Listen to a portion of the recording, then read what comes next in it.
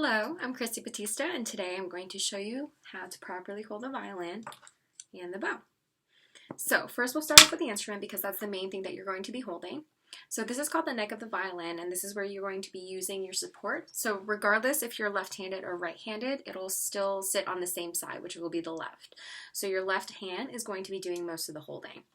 So to start off, you want to have a good position where you can see the back of the violin.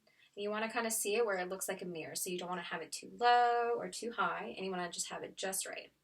So you want to have to face towards the violin at a slight angle rather than straight forward because you don't want to play like this.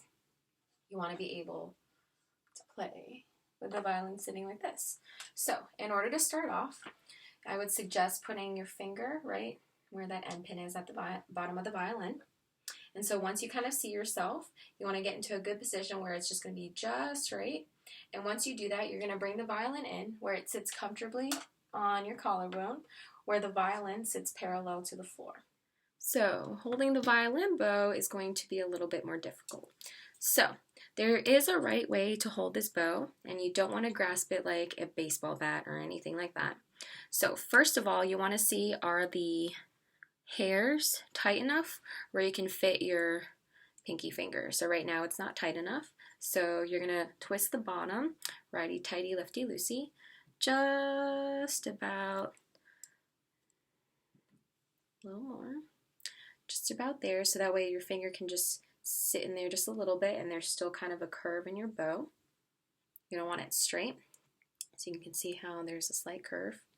So now, when it comes to holding the bow, you're going to hold it in your right hand. So first, I would suggest taking your thumb and your second finger and kind of making like a hole where your thumb is going to touch the first knuckle of your second finger. So kind of like a kaleidoscope.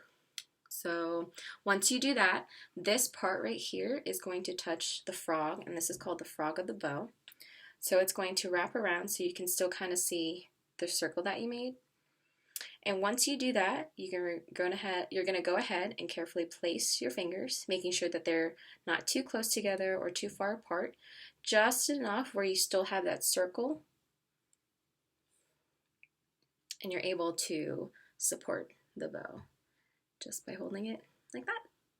So once you finally mastered on how to hold the violin and how to properly hold the bow, you can go ahead and begin your play.